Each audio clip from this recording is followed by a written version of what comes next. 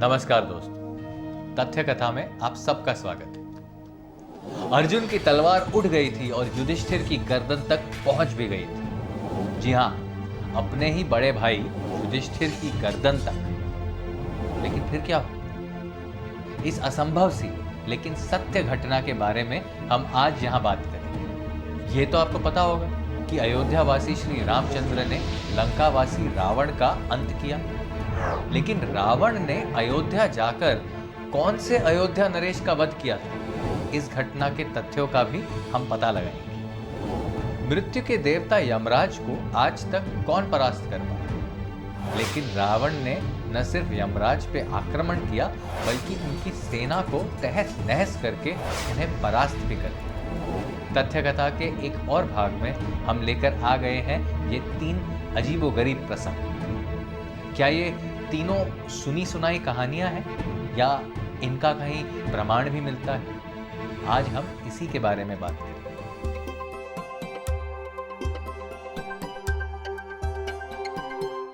बड़े भाई युधिष्ठिर, जिन्हें बाकी 4 भाई पिता के समान मानते, जिनके सही या गलत हर निर्णय का समर्थन चारों भाई चुपचाप गर्दन झुका के करते। फिर ऐसा क्या हुआ जब अर्जुन ने युधिष्ठिर को मारने का प्रण कर लिया?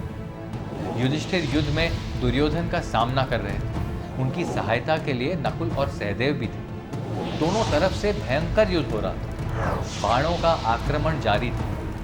तभी कर्ण वहां अपनी सेना के साथ आ गया और युधिष्ठिर की सेना को अपने तीखे बाणों से मारने लगा। उसके बाणों से घबराकर युधिष्ठिर के सैनिक भाग खड़े हुए। युधिष्ठिर को बहुत गुस्सा आया और उन्होंने कर्ण की सेना पर तरह तरह के अस्त्रों का प्रहार शुरू कर दिया।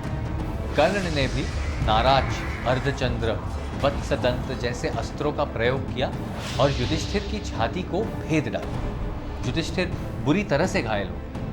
कर्ण ने नकुल और सहदेव को भी घायल कर दिया। उनके घोड़ों को भी मार डाला, उनके रथों को नष्ट कर दिया। कौरवों की तरफ से लड़ रहे मामा शल्य को युधिष्ठिर की इस हालत पे दया आ गई और उन्होंने कर्ण से उन्हें छोड़ देने को कहा। शल्य ने कर्ण को याद दिलाया कि उसका असली दुश्मन अर्जुन है, न कि युधिष्ठिर। युधिष्ठिर ने भी वहां से भागने में ही अपनी भलाई समझी। इस पे कर्ण और दुर्योधन की सेना ने उनका बहुत अपमान किया। उनको तरह तरह से ताने मारे। इस तरह से अपमानित होकर प्राण दान लेकर युधिष्ठिर अपने शिविर में आ गए और अपना इलाज करवाने। इस बीच अर्जुन दूसरी तरफ कौरवों की सेना पर अपना कहर ढा रहे।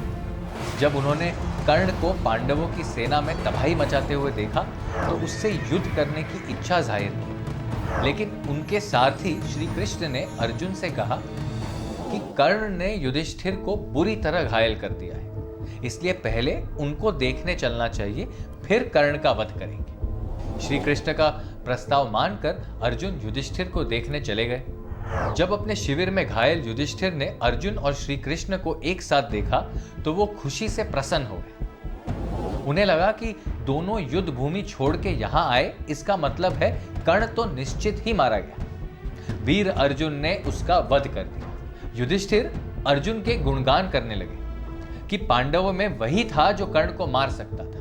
आखिरकार युधिष्ठिर ने अर्जुन से पूछ लिया कि वो स्वयं बिना घायल हुए सुकुशल रहकर कर्ण का वध कैसे कर पाया। अर्जुन ने जो सच था वो बता दिया कि कर्ण अभी जिंदा है, उससे युद्ध नहीं हो पाया क्योंकि कर्ण से युद्ध करने से पहले वो युधिष्ठिर को देखने चले आए, क्योंकि वो बहुत गंभीर रूप से घायल थे। एक तो युधिष्ठिर कर्ण के बाणों से घायल थे, फिर उनका युद्ध भूमि में भी अपमान हुआ। ऊपर से अब अर्जुन ने यह कहा कि कर्ण अभी जीवित है क्योंकि अर्जुन ने युद्ध ही नहीं किया और वो वहीं शिविर में आ गया। युधिष्ठिर को अर्जुन पे बहुत गुस्सा आया कि वो युद्ध भूमि में भीम को अकेला छोड़कर यहाँ कैसे आ सकता है, कि अर्जुन कर्ण से डर गया है, वो कायर है, उसको पांडवों के हितों की चिंता ही नहीं, वगैरह वगैरह। युधिष्ठिर के ताने अर्जुन के दिल को घायल कर रहे थे, लेकिन वो चुपचाप सुने जा रहा था। लेकिन फिर एक बात जो युधिष्ठिर के मुंह से निकली, उसे सुनकर अर्जुन ने तय कर लिया कि अब युधिष्ठिर को मृत्यु दंड देना निश्चित है। दरअसल अर्जुन ने अपने मन में प्रण लिया था कि जिस दिन इस पृथ्वी पे कोई भी व्यक्ति उनसे ये कहेगा कि अर्जुन अब अपने धनुष गांडीव को उठाने लायक नहीं रहे, उसे किसी को दे देना चाहिए तो वो उस व्यक्ति का सर काट दे। और युधिष्ठिर ने अपने ताने में अर्जुन से यही कहा कि कर्ण को नहीं मार सकते तो ये गांडीव लेके घूमने का क्या फायदा, किसी दूसरे को क्यों नहीं दे देते। बस इसी बात पे अर्जुन ने युधिष्ठिर की गर्दन काटने को तलवार उठा ली। अर्जुन का प्रण युधिष्ठिर के प्राण लेने तक पहुंच गया, तब श्री कृष्ण ने बीच बचा। उन्होंने अर्जुन को बहुत समझाया, लेकिन मृत्यु दंड की प्रतिज्ञा से बंधे अर्जुन के सामने धर्म संकट आ गया कि क्या किया जाए। इसका भी समाधान भगवान श्री कृष्ण ने ही निकाला। उन्होंने कहा कि गुरु या अपने से बड़े पूज्य को यदि आपकी जगह तू बोल दिया जाए तो ये उनका वध करने के समान। बस क्या था, अर्जुन ने युधिष्ठिर से खूब तू तड़ाक करके बात की और इस तरह से अर्जुन की प्रतिज्ञा की पूर्ति हुई। लेकिन क्या बात यहीं खत्म हो गई? नहीं, बात यहां खत्म नहीं हुई, क्योंकि अपने पूजनीय युधिष्ठिर से तू तड़ाक में बात करके अर्जुन के मन में बहुत दुख हुआ। उन्हें खुद से ही नफरत हो गई और उन्होंने ये निश्चय किया कि पिता समान भाई का अपमान करके मुझे जीवित रहने का कोई हक नहीं, इसलिए मैं अब अपने प्राण त्याग दूं। अर्जुन का प्राण त्यागना मतलब पांडवों की निश्चित हार। एक बार फिर श्री कृष्ण जी ने समाधान निकाला। अब उन्होंने अर्जुन को समझाया कि जिस तरह अपने पूज्य को तू कहना उसका वध करने के समान है, उसी तरह अपने ही मुंह से अपनी ही तारीफ करना स्वयं को मारने के समान है। इसलिए उन्होंने अर्जुन को समझाया कि तुम अपने ही मुंह से अपने ही गुणों का बखान करो। इससे यही समझा जाएगा कि तुमने अपने ही हाथों स्वयं को मार लिया। तुम्हारे प्राण भी बच जाएंगे और प्रतिज्ञा भी पूरी हो जाएगी। इस दिलचस्प प्रसंग का बहुत कम प्रचार है, लेकिन महाभारत के कर्ण पर्व में इसको बहुत विस्तार में जगह दी गई है। अब हम आते हैं अपने दूसरे प्रसंग पर। अयोध्या से राम जी रावण का वध करने गए थे, लेकिन रावण ने अयोध्या पर कब आक्रमण किया इसका उल्लेख नहीं, लेकिन यह उल्लेख है रावण संहिता के प्रथम खंड में। रावण को घनघोर तपस्या के बाद शिव और ब्रह्मा जी ने जो शक्तियां और वरदान दिए थे, उससे रावण का अहंकार चरम सीमा पे जा पहुंचा। वो पूरे ब्रह्मांड पे राज करना चाहता। रावण किसी भी राज्य के राजा को संदेश भिजवाता था कि बिना लड़े हार स्वीकार करो या फिर युद्ध करके मरने के लिए तैयार हो जाओ। राजाओं को पता होता था कि रावण की आसुरी शक्तियों के कारण उससे जीत पाना असंभव था, इसलिए अधिकांश राजा उससे हार स्वीकार कर लेते। ऐसी विजय रावण के घमंड को और भी बढ़ा देती थी। मरुत, महेंद्र, वरुण, सुरथ, गाधी, पुरुरवा और दुष्यंत जैसे राजाओं ने रावण से बिना लड़े ही अपनी हार स्वीकार कर ही दी।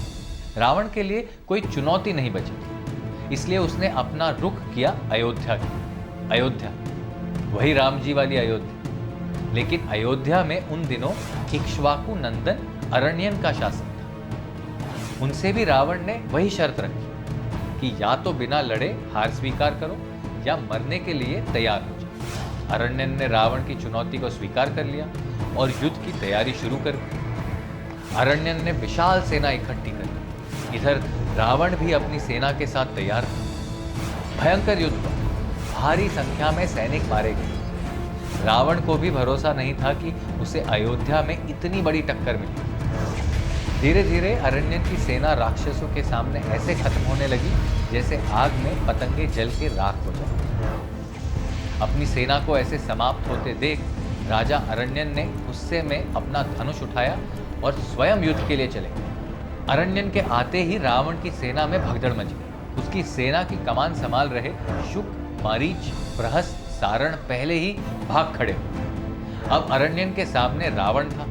उन्होंने उसके मस्तक पे 800 बाण मारे, लेकिन मायावी रावण पे इसका कोई असर नहीं। उसके शरीर पे खरोंच तक नहीं। उसके बाद रावण ने अरण्यन के चेहरे पे इतनी जोर से चोट की कि राजा अपने रथ से नीचे गिर गए और रावण ने उन्हें धराशायी कर दिया। घायल अरण्यन से रावण ने कहा कि राजन, मुझसे युद्ध करके तुम्हें क्या मिला?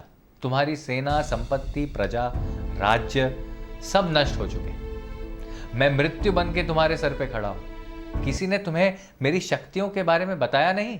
जो मुझसे टक्कर लेने चले आए। अरण्यन ने रावण को जवाब दिया कि उसने उन्हें पराजित नहीं किया, बल्कि काल को अपने विनाश के लिए आमंत्रित किया। राजा ने कहा कि रावण ने इक्ष्वाकु वंश का अपमान किया, उन्हें साधारण राजा समझकर अयोध्या जैसी पवित्र नगरी पे आक्रमण किया है। इसलिए वो रावण को श्राप देते हैं कि महात्मा इक्ष्वाकु के वंश में ही दशरथ पुत्र श्री राम का जन्म होगा और मेरी मृत्यु और अपमान का बदला लेके राम ही उसे मृत्यु मुक्त तक लेकर जाएंगे। जैसे ही अरण्यन ने मरने से पहले रावण को श्राप दिया, वैसे ही आकाश से पुष्प वर्षा होने लगी और पूरे जगत में खुशी की लहर फैल गई। राजा अरण्यन का श्राप किस तरह सफल हुआ, इसके बारे में इस देश का बच्चा बच्चा जानता है। यमराज मृत्यु के देवता हैं, उनकी दृष्टि से कोई भी नहीं बच पाया। फिर ऐसा क्या हुआ कि रावण यमराज से ही युद्ध करने चला गया? ये प्रसंग भी रावण संहिता से ही लिया गया है। बात तब की है जब रावण अपना युद्ध अभियान लेकर जगह जगह घूम रहा था। देवता, नाग, मनुष्य सभी जगह से वो जीत हासिल कर पृथ्वी पे मार काट मचाते हुए घूम रहा। ऐसे में उसे नारद जी मिले। नारद जी ने रावण की बड़ी प्रशंसा की और साथ ही ये भी कह दिया कि वो क्या यहाँ वहाँ पृथ्वी के छोटे मोटे राजाओं को परास्त करके अपना समय बेकार कर रहा है। मनुष्य तो वैसे ही अपनी समस्याओं और परिस्थिति के मारे हुए हैं। ऊपर से यमराज की मृत्यु उन्हें कभी भी घेर लेती, इसलिए वो दशानन जैसी शक्ति के भंडार से क्या युद्ध कर पाएंगे।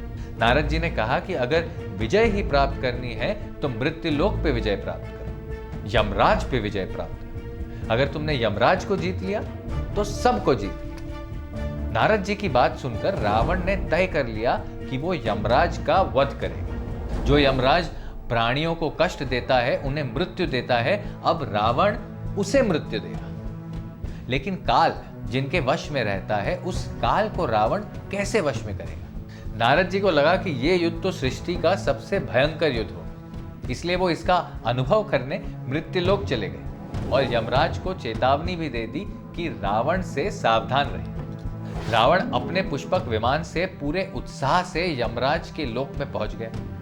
उसने देखा कि यमदूत लोगों को तरह तरह की भयानक यातनाएं दे रहे थे। जो पुण्यवान है वो अपने पुण्यों का फल भोग रहे थे, लेकिन दूसरे पापी नरक की यातनाएं सहन कर रहे थे। रावण ने सभी पाप कर्मों वाले लोगों को अपने बल से वहां से छुड़वा दिया। उसके बाद वो प्रेत और पिशाचों को मुक्त करने लगा। ऐसा होते देख यमदूतों ने उस पर आक्रमण कर दिया और रावण का पुष्पक विमान तोड़ के टुकड़े टुकड़े कर दिए।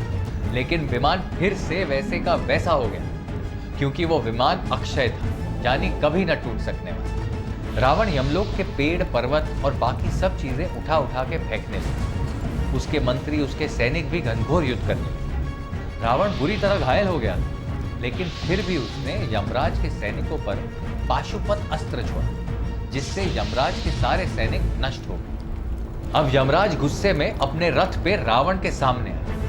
उनके साथ मृत्युदेव खड़े थे, उनके पीछे काल दंड था। मृत्यु, काल और यमराज सब क्रोध में चल रहे थे। पहली बार किसी ने मृत्यु को ललकारा। साक्षात यमराज को कालपाश के साथ खड़ा देख रावण की सेना के सैनिक तो भाग खड़े।